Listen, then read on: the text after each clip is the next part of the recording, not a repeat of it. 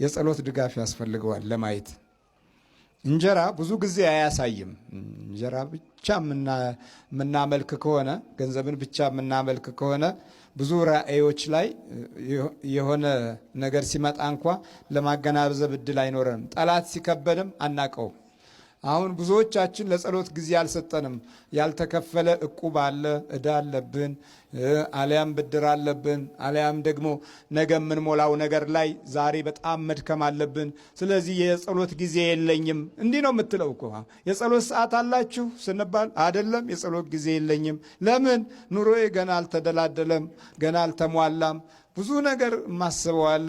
ትምህርት ቤቱ አለ፣ እቁቡ አለ፣ ጨውና በርበሬው አለ፣ መብራቱ አለ፣ ውሃው አለ።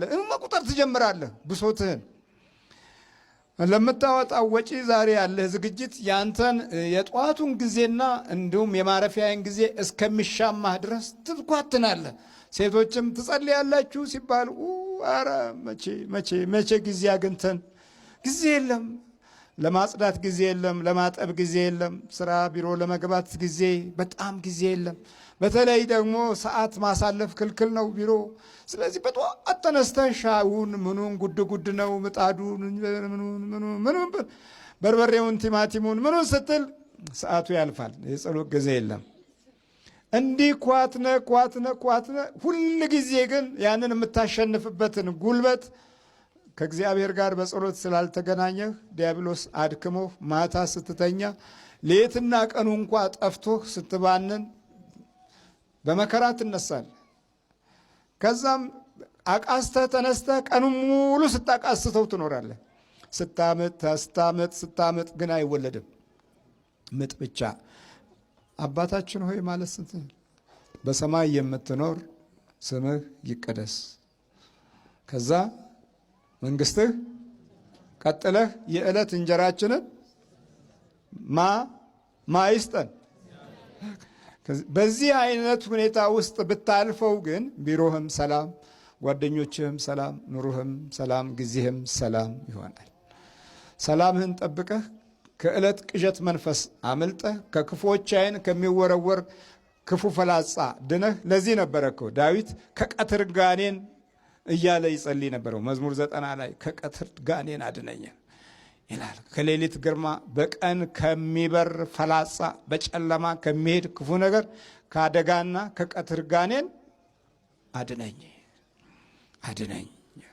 በቀን ከሚበር ፈላጻ ማለት እኮ የሰው ዓይን ነው፣ ሌላ እኮ አይምሰል።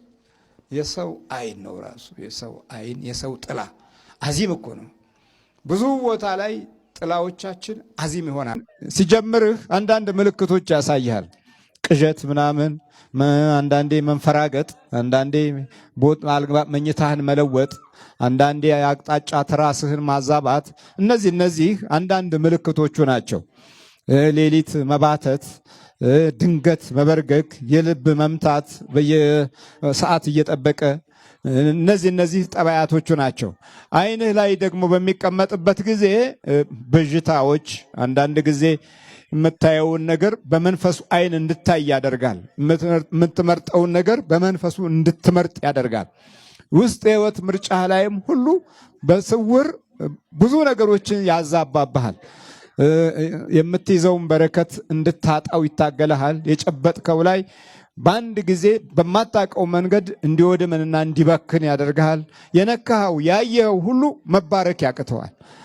ደሞዜ የምትለው ነገር ላይም ምንም ውስጥ እንዳይገባ አድርጎ በረከት አልባ ያደርግሃል። ይሄ በስውር የሚገባው መንፈስ ነው። በስውርም የሚሰልቡህ አሉ፣ በስውርም የሚነጥቁህ አሉ። እግዚአብሔር በስውር የሚያይህ ከሆነ በግልጽ ይህንን ጠላትህን እንድትቋቋም የሚያግዝህ ታዲያ የዕለት አምልኮት ሲኖርህ ነው። ጠዋት 21 ማታ 21 ስብሐት ለአብ ስብሐት ለወልድ ስብሐት ለመንፈስ ቅዱስ ሃሌሉያ ለአብ ሃሌሉያ ለወልድ ሃሌሉያ ለመንፈስ ቅዱስ እያልክ ሰግደህ ወይ 27 ሰግደህ ስትወጣ እጅህን ወደ እግዚአብሔር ስለዘረጋህበት እጅህ የነካው ነገር ሁሉ ተባርኮ ይውላል። እየሰማችሁ ነው? ተባርኮ ይውላል። በቃ የምትጽፍም ከሆነ የምትጽፈው መልካሙን በጎውን ለአንተ የሚሆነውን ነው።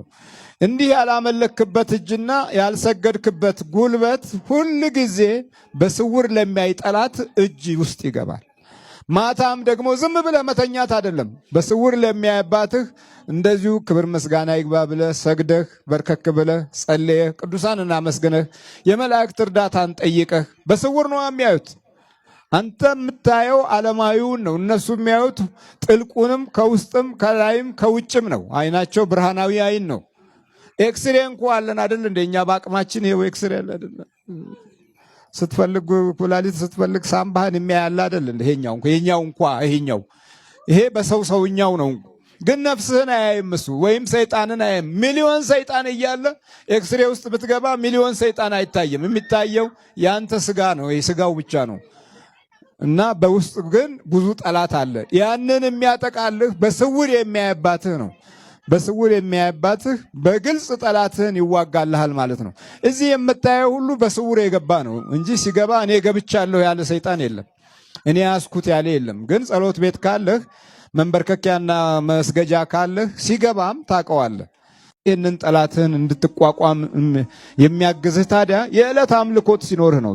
ጠዋት 21 ማታ 21 ስብሐት ለአብ ስብሐት ለወልድ ስብሐት ለመንፈስ ቅዱስ ሃሌሉያ ለአብ ሃሌሉያ ለወልድ ሃሌሉያ ለመንፈስ ቅዱስ እያልክ ሰግደህ ወይ 27 ሰግደህ ስትወጣ እጅህን ወደ እግዚአብሔር ስለዘረጋህበት እጅህ የነካው ነገር ሁሉ ተባርኮ ይውላል።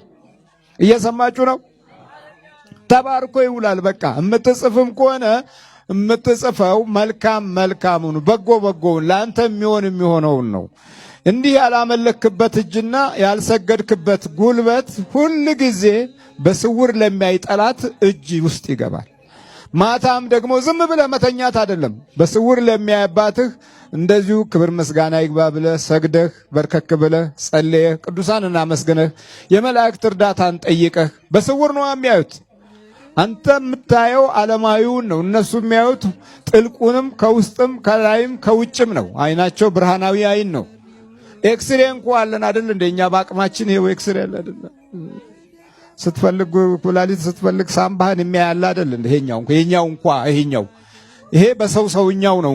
ግን ነፍስህን አያይም እሱ፣ ወይም ሰይጣንን አያይም። ሚሊዮን ሰይጣን እያለ ኤክስሬ ውስጥ ብትገባ ሚሊዮን ሰይጣን አይታይም። የሚታየው ያንተ ስጋ ነው፣ ስጋው ብቻ ነው።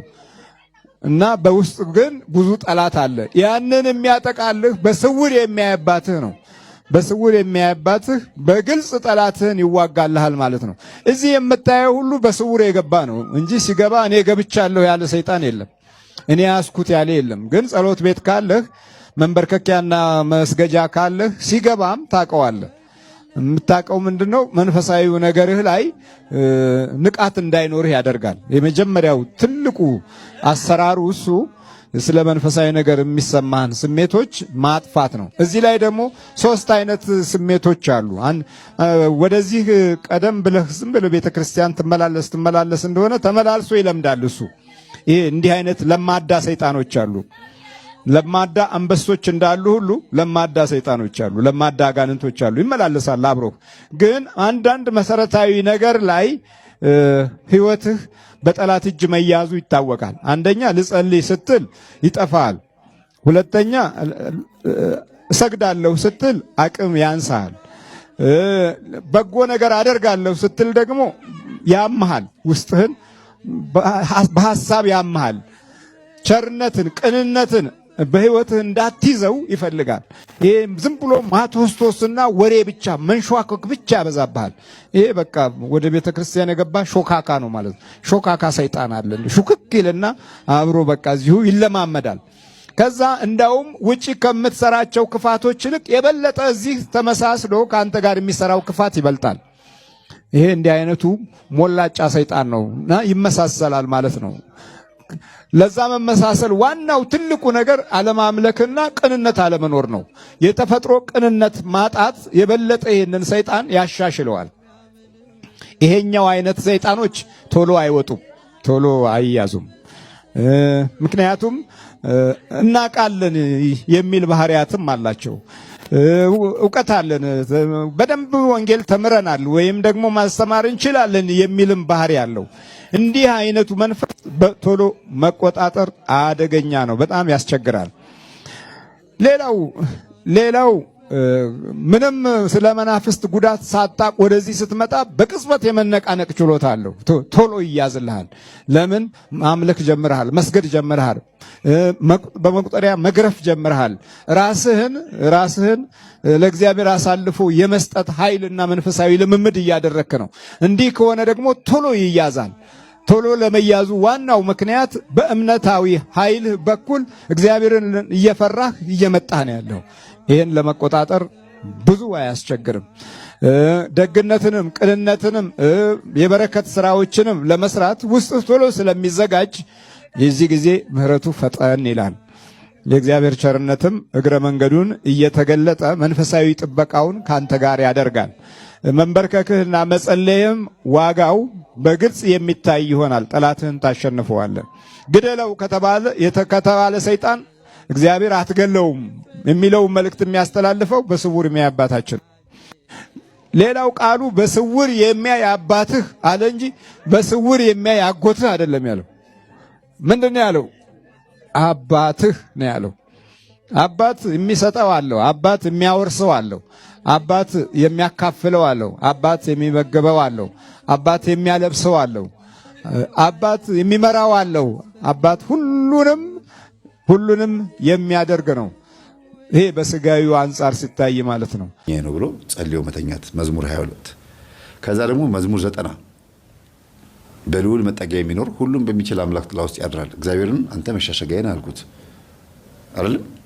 ይሄን ጸሎት ጸልዮ የሚተኛ አባወራም ሆነ ማወራም ብትሆን ወይም ልጆችም ቢሆኑ ማንም ሰው በአካባቢ ብቻውን የሚኖርም ሰው ሊሆን ይችላል። ምንም አይሆንም። ደጋግሜ ነው ይሄን የምናገረው። ምንም አይሆንም። የቤት ሰራተኛም እንደዚህ አድርጋ ዘርፋ ሄደች አለች። ታሪኩን ያዝል አድርገውና ልንገራችሁ።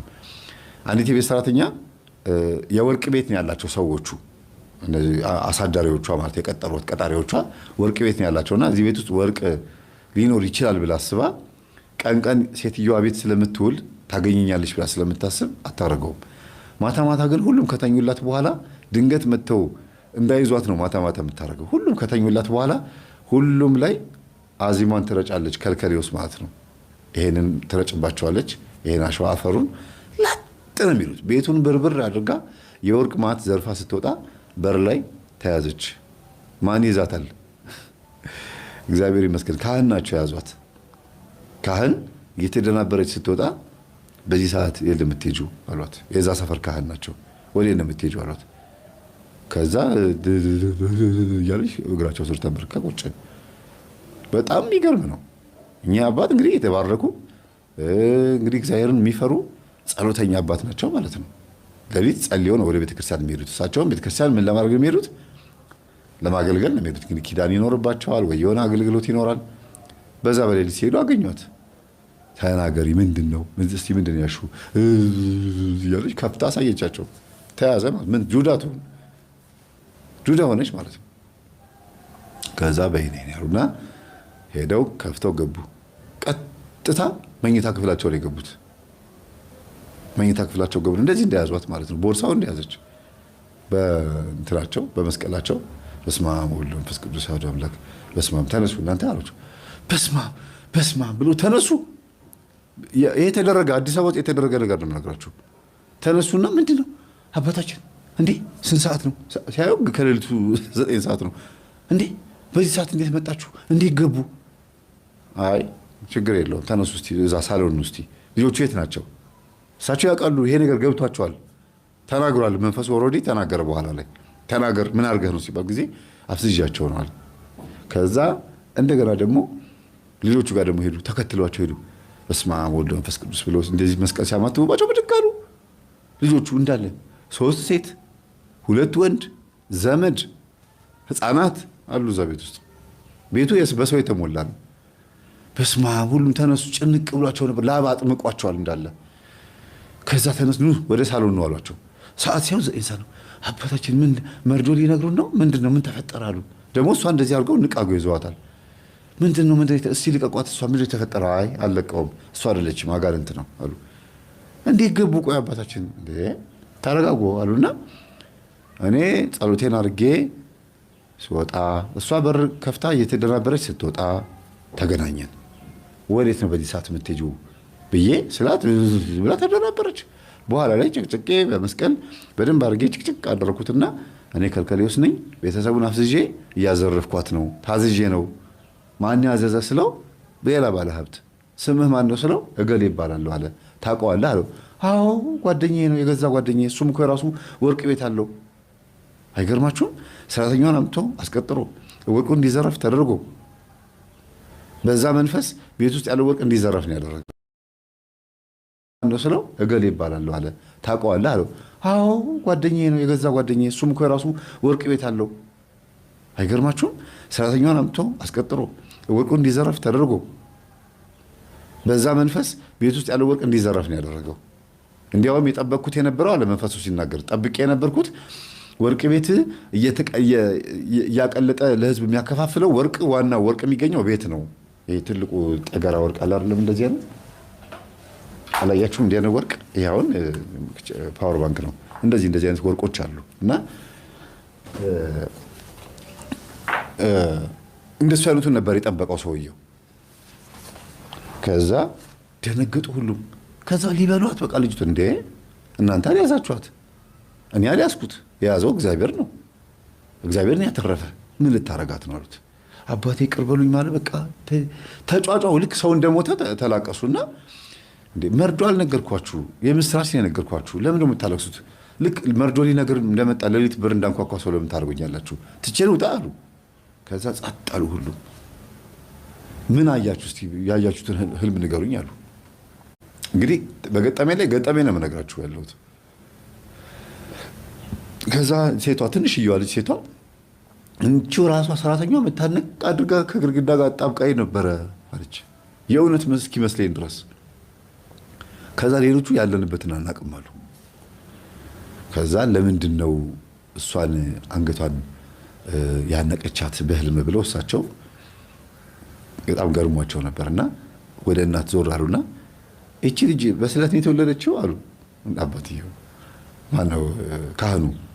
አዎ ሴት ልጅ የለኝም ነበረ፣ በጣም ሴት ልጅ ይፈልግ ነበረ እና ያው እሷን እግዚአብሔር ሰጥቶኝ ነው፣ ቅዱስ ሚካኤል ነው የሰጠኝ። ያው ቅዱስ ሚካኤል ነው የሰቀልኩት በእሷ ምክንያት ነው። የያዘልሽ እሱ ነዋ። ያ ማለት እሷን እንቃጎ ልጅቷን የያዛት ማለት እንግዲህ ሰራተኛዋ ከዚች ልጅ ጋር አንድ ጉዳይ ይኖራታል። አዎ ሁሌ እንደተጣሉ ነው፣ ሁሌ እንደተናቆሩ ነው፣ ሁሌ ነው የሚናቆሩትና አይዋደዱም። እሷ ላይ ያለውና እሷ ጋር ያለውን አይዋደዱም ብለዋሉ እናትየው። ብቻ ዞሮ ዞሮ ልጃችሁን አስጠምቁ፣ የእሷ መንፈስ እዚች ልጅ ላይ አለ ማለት ነው። ነቅታ እሷ ነበረች ልታጋልጣት የምትችል የነበረችው፣ ግን አሁንም ቢሆን የእሷ መልአክ ጠባቂ መልአኳ ቅዱስ ሚካኤል የረዳችሁ ማለት ነው ብለው ነግረዋቸው በሉ እሰሯትና ሲነጋ ለፖሊስ ስጡ ሲባል አሁኑኑ የምንሰጠው መኪና ስንሱ ተባለ። መኪና ስንሱ ካህኑ ወደ ቤተ ክርስቲያን ይሄዳሉ። አይደለም ቃል ይሰጣሉ አሉ። በቃ እናንተ ይዛችኋታል ችግር የለውም አሉ። አያምኑኝም አሉ። መንፈስ አጋንንት ምናምን የሚለው ነገር ፖሊሶች ላያውቁ ይችላሉ። ስለዚህ አብረን እንሄዳሉ። ከዛ እሺ ብለው አብረው ሄዱ። ፖሊሶቹ በጣም ገረማች። በነገራችን ላይ ፖሊሶቹ ሁሉም መናፍቅ ነበሩ። ሃይማኖታቸው ኦርቶዶክስ አልነበረም። አጋጣሚ በዛ ሌሊት የነበሩት እንግዲህ የዛን ጊዜ የዛ ሌሊት የነበሩት ተረኞች ነው። የምታወሩት ነገር ትክክል ነው አሉ። አዎ እንዴ ልጅ ምን ነው ሃይማኖት ኦርቶዶክስም አይደል አሉ። አይ አይደለም እኛ ፕሮቴስታንት ነን አሉ። ይሁና እንግዲህ ታዲያ ምን ችግር? እኔ ሌሊት ከቤቴ ስወጣ እሷ ደግሞ ስል ተያዘች። ያው ከፈለክ አሉና በመስቀል አናቱን ቅውር ሲያደርጉት ጊዜ ከልካሊዮስ ነኝ አፈዛ ድንዝዝ ነኝ አለ። በጣም ይገርማል። እና ቀደም የነገርኳችሁ የዛ ልጅ የህፃን ልጅ ታሪክና እዚህ ጋር የሚያገናኘው ምንድን ነው? በሌሊት እንደዚህ ፍዝዝ ብለው ድንዝዝ ብለው ሰዎች ተኝተው ያ በእንቅልፍ ልብ የሚጓዘው ሰው ግን ቁልፉን አውጥቶ ከፍቶ ሲወጣ አለማወቃቸው አንዱ ይሄ አፈዛ ድንዝዝ ከልካሊዮሱ እንደዚህ የሚሰራ አለ ማለት ፈልጌ ነው። ሰዎች እንደዚህ ያፈዛቸዋልና አያውቁም። ብዙ ቤተሰቦች አያውቁም የሚያፈዝ መንፈስ እንዳለ። ቅዳሴ ልንሄድ ስንል እንቅልፍ የሚጥልብን ጸራሞ የሚባል አለ። ጸራሞ ደራሞ ብዬ ከዚህ በፊት ነግሬያቸዋለሁ። ጸራሞ የሚባል ሰዎችን ግን በማፍዘዝ ነው የሚታወቀው። የዘንዶ መንፈስ ነው፣ የአውሬ መንፈስ ነው። ሰዎችን የዘረራቸውና በቆማቸው አድርቋቸው ይውጣቸዋል። ልክ እንደ ዘንዶ ማለት ነው መንፈሱ። እዚህ ውስጥ እንኳን ብዙም ያናክል መግባት አልፈልግም። ስለዚህ ነገር ሳጠና ሙሉ እንዳይመስላቸው ማለት ነው ብዙ ሰዎች እና በእኛ ባህሪ ውስጥ ግን ይገለጣል። በእኛ ባህሪ ውስጥ ይሄ አፍዛ ደንዙ ዘመናዊ ሆኖ ከረባት ለብሶ ሽክ ብሎ መጥቶ ብዙ ሰዎችን ሂፕኖሲስ ያደረገ ኢንስፓየር ለማድረግ ብለው አዳራሽ ሰብስበዋቸው ብዙ ሰዎችን ያፈዘዙ እናነቃቃለን ብለው የሚያስተኙ የሚያጋድሙ በጣም ብዙ ሰዎች አሉና ይሄ መንፈስ ዘመናዊ ሆኖ ይሰራል ለማለት ፈልጌ ነው። ልጁ ላይ የሚታየው ነገር ይሄ ስለ ለዚህ ነው ስትጸልዩ ነው ዲያብሎስ የሚሰቃየው። ሰማችሁን? ስታመልኩ ስትሰግዱ ነው ዲያብሎስ የሚሰቃየው። ስሙን ስትጠሩ ነው ዲያብሎስ የሚሰቃየው። ይሄ በስመ አብ ስለው 40 ክንድ ይርቃል የሚለው ነገርን አሁን ተዉት። ያ ለድሮዎቹ ነው፣ ለቅኖቹ ነው፣ በየዕለቱ ለሚጸልዩና ለሚሰግዱት ነው። አሁን አብሮን ተወልዷል፣ አብሮን አድጓል፣ አሁን አብሮን ኖሯል፣ አብሮን ተምሯል፣ አብሮን አውቋል። ግን ጎትቶናል። ወደፊት አትሄድም፣ ወደ ኋላ ብቻ ነው። አንድ እርምጃ ወደፊት፣ 2 እርምጃ ወይም 3 እርምጃ ወደ ኋላ እንድትሄድ ያደርግሃል። እንደዚህ ከሆነ የሚበዛው ወደ ኋላ መሄዱ ነው። ከዚህ አንጻር እኛ ጠቅላላ እንደ ሀገርና እንደ ሕዝብ ወደ ኋላ እየሄድን የኖርን ወገኖች ነን። ስትጸልዩ ነው የምታሰቃዩት። መንበርከክ ስትችሉ ታሰቃዩታላችሁ። እጃችሁን መዘርጋት ስትችሉ ታሰቃዩታላችሁ። ዕለት ዕለት የአምልኮት ጊዜ ሲኖራችሁ ታሰቃዩታላችሁ። ከዛ በኋላ እሱን ለመቆጣጠር ብዙ አያስቸግርም።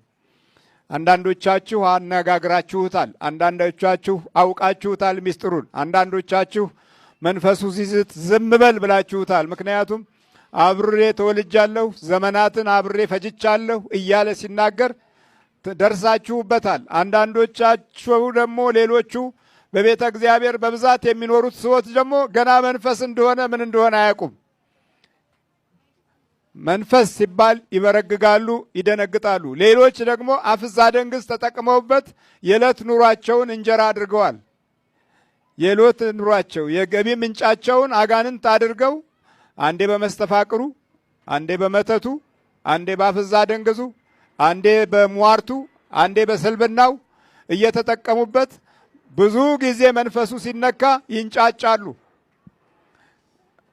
ግማሾቹም ከዚህ ከግርማ ሞገሱ መንፈስ ተወልደው 3-4 ትውልድ ተሻግሮ መጥቶ እሱ መነካት ሲጀምር በያዘው ቦታ ላይ ያኮርፋል። ትልቅ ቦታ ይይዝና አስቀድሞ ስፍራ ይይዝና ሌላው እንዳይጠጋ ቁልቁል ይቀጠቅጣል።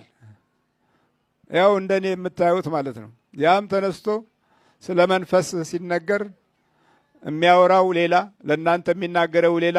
አረ ይሄ ነገር ዝም ብላችሁ ነው ይሏችኋል። እንደዚህ ዝም ብለን ተራ ነገር አድርገነው የምንመለከተው በእውነት እግዚአብሔር እድለኞች ሆነን ነው በዚህ ዘመን ሚስጥሩ እንዲታወቅ ያደረገው እንጂ ይሄው ነገስታቱ ሁሉ በሱ እየሰሩ አይደለን። በመናፍስት እኮ እየሰሩ ነው። ሳይወዱ በግድ እኮ ነው አባሎች የሚሆኑት። ሳይወዱ በግድ እኮ ነው ዝናቸውን በመናፍስት ተጠላልፈው መውጣት አቅቷቸው ለዲያብሎስ አገልጋዮች ሆነው የሚሞቱት ብዙዎቹ። ዘፋኞቹ ብትሉ፣ ቱጃሮቹ፣ ሀብታሞቹ ብትሉ ከአጋንንት ጋር ካልተቋደሱ የዘመናችን ኑሮና ጊዜ እኔ እናንተ እንደክማለን፣ እንሰለባለን፣ እነሱ ይከብራሉ። እኔ እናንተ እንዲሁ ዝም ብለን እንሮጣለን፣ እንባዝናለን፣ እንቸገራለን፣ እነሱ ወደ ላይ ይወጣሉ። ሲሞቱ ወደ ጥልቅ ይወርዳሉ። ለጊዜው በምትገኘዋ ነገር ትርፍ እና ኃይል፣ ስልጣን እና ማዕረግ ራሳቸውን ያታልላሉ። እኛንም በአፍዛ ደንግዝ ወደ ታች ወርደን እንድንኖር አጃቢዎችና መናጆዎች እንድንሆን ይጫወቱብናል። መናጆ ታውቃላችሁ? የሚሸጠውን ከብት አብሮ መንዳት ማለት ነው። ከዛ ዋንኛው እዛ ይሸጣል፣ መናጆ ይመለሳል። ልክ እንዲህ መናጆ ህዝብን፣ ትውልድን፣ ጊዜን፣ ዘመንን መናጆ ያደረጉ ጥቂቶች አይደሉም። ስለዚህ እኛ የጠላቶቻችን መናጆዎች እየሆን መኖር የለብንም። ከተደበቀበት ጓዳ ይወጣል፣ ቀስ እያለ ይወጣል። አመልና ጅራት ምንድን ነው የሚባለው? ወደ ኋላ ነው ይባላል። አመልና ጅራት ወደ ኋላ ነው፣ ቀስ ብሎ ነው። በጥቂት የሚበሳጨው ሲያረጅ ብዙ ይበሳጫል። ጥቂት የምታኮርፈው ስታረጅማ ኩርፊያው አያድርስ ነው። በቃ አያድርስ ነው።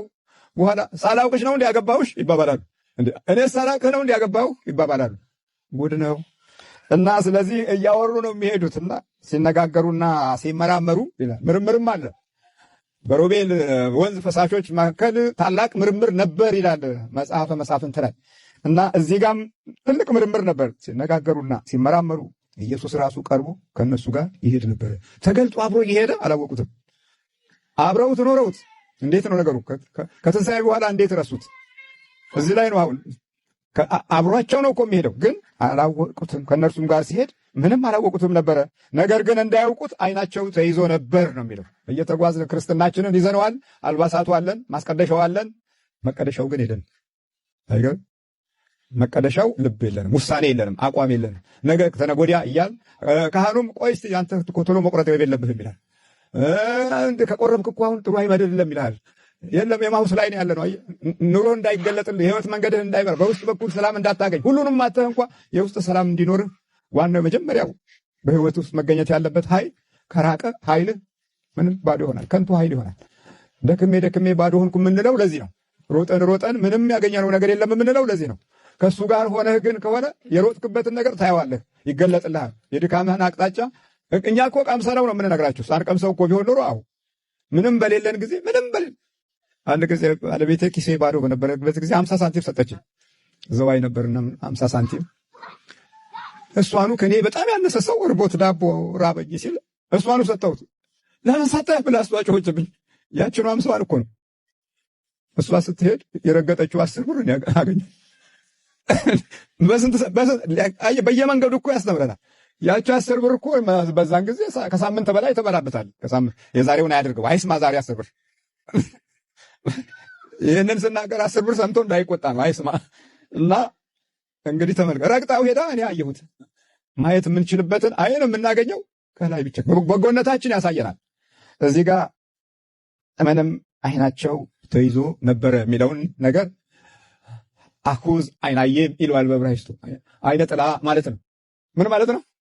አይነ ጥላ ማለት ነው። እዚህ እኮ አይናቸው ተይዞ ነበር የሚለው አይነ ጥላ ማለት አይነ ጥላ ይዟቸው ነበረ እንበለው በቃ።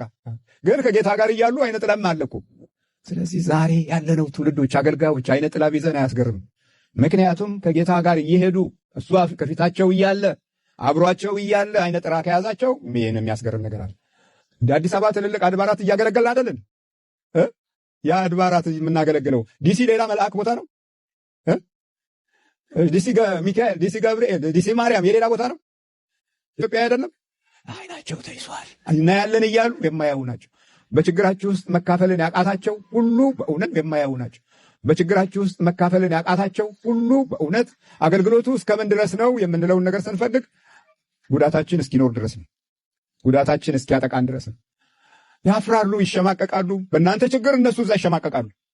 ምንድን ነው የሚያሸማቀቃቸው? አለ ነገር አለ ሚስጥር አለ፣ የተዋሃዳቸው አለ፣ የያዙት አለ። ለምን ይፈራሉ? ችግር አለ። አንዳንዶች እኮ ጠጋ ይሉና ኧረ እኔም እኮ ጤነኛ አይደለሁም፣ እንደ ህዝቡ ባልጮህም ለብቻ ይጮሃለሁ ይሉኛል እኮ። ታዲያ እናንተ በትክክለኛው አቅጣጫ መውጣት ካቃታችሁ፣ በህይወታችሁም በእምነታችሁም የምታፍሩ ከሆነ ጸጋ ሞገስ እያላችሁ የምትሰብኩትና የምትናገሩት የቱ ጋ ነው ተግባሩ? የለም። ለበረከት ሁን እኮ የሚለው ለብዙዎች መዳን ምክንያት ሁን ማለት ነው። ክርስቶስ ለብዙ አይደል የተሰቀለው? ታዲያ የኛ አባት የቱ ጋ ነው የተሰቀለው? ብር አዋጡ ብቻ ነው? አምጡ ነው እንዴ?